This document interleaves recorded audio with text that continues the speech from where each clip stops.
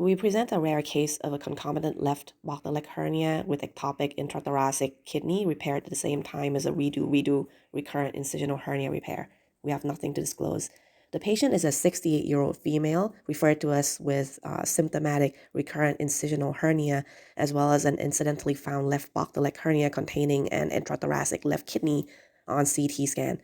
Her medical history was significant for class 1 obesity with a BMI of 30, as well as a surgical history significant for strangulated umbilical hernia / post-exploratory laparotomy with small bowel resection in 2020, subsequently complicated by recurrence with colonic strangulation requiring segmental colectomy and exploratory laparotomy in 2021. Of note, neither of these prior repairs included a mesh repair. Preoperative CT findings were significant for a 2.5 centimeter incisional hernia defect, as well as a left Bochdalek hernia with herniation of the upper pole of the left kidney, as well as associated hydroureteral nephrosis without a stone or mass. This was reconstructed in a 3D program, which allowed us to see a 2.2 centimeter ovoid Bochdalek hernia defect, suggesting that a transverse closure should be optimal to reduce tension based on the geometry of the opening.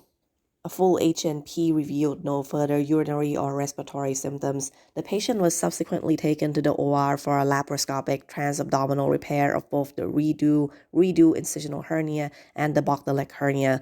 A 5mm optical entry was attempted first at the left abdomen while avoiding the midline incision, but due to dense adhesions encountered, another 5mm optical entry was successfully placed in the right upper quadrant. 3 additional 5mm ports were placed in a roughly horizontal configuration as shown, similar to how we would place them for a paraesophageal hernia repair, and one of these was subsequently upsized to a 12mm port for mesh introduction. After an extensive lysis of adhesions, the patient was placed in steep reverse T-Berg with steep left-sided up. As this is a failure of the pleuroperitoneal membrane closure in utero, we exposed the posterior lateral portion of the diaphragm and found the area of the defect as seen here. Note how there are muscle fibers of the diaphragm on either side with a lack of diaphragmatic musculature in the middle of the defect with herniated retroperitoneal fat. Note here that the fat could not be reduced successfully as there is dense adhesion between the hernia sac and the pleura. Therefore, we decided to incise the pleura, allowing for the reduction of the retroperitoneal fat and kidney into the abdomen.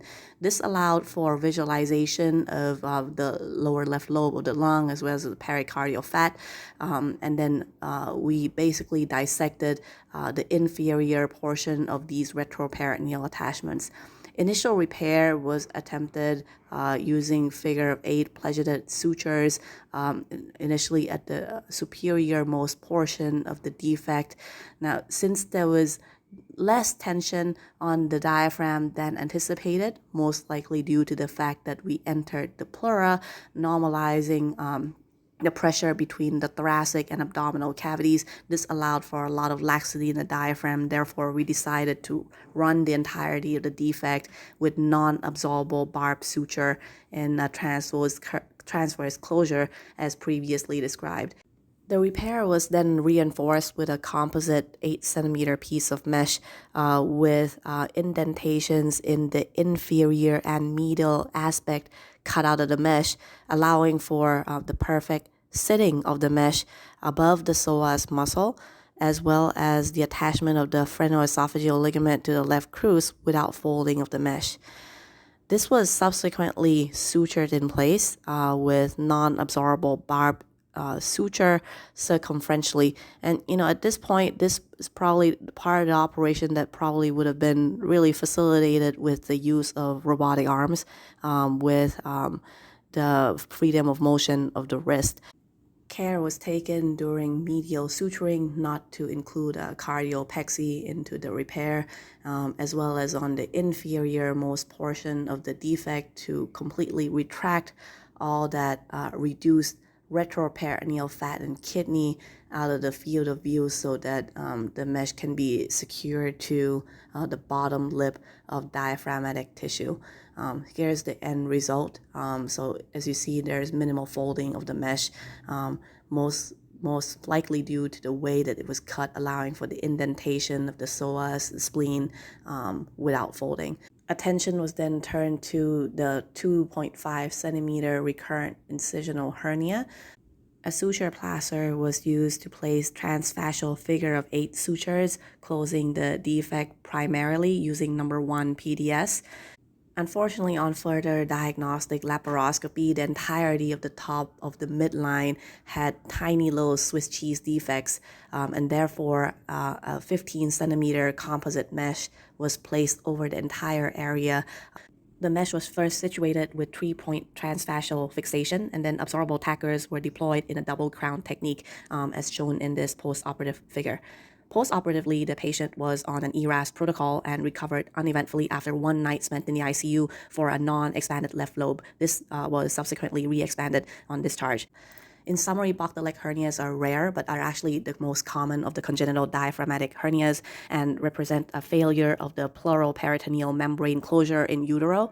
Bochdalek hernia defects associated with an ectopic intrathoracic kidney is even more rare, and this represents a 0.25% incidence. These are mostly asymptomatic when diagnosed in adulthood, and most cases have actually normal kidney function of the intrathoracic kidney. However, there are reported cases of obstruction or incarceration or strangulation from concomitant herniation of other GI structures into the defect in these scenarios, as well as some reports of kidney-specific complications such as infection, obstruction, or stone formation or mass. There is actually no consensus for the best hernia repair in this situation, but we would like to propose that a primary repair with mesh reinforcement after complete reduction of the intrathoracic kidney is a viable option.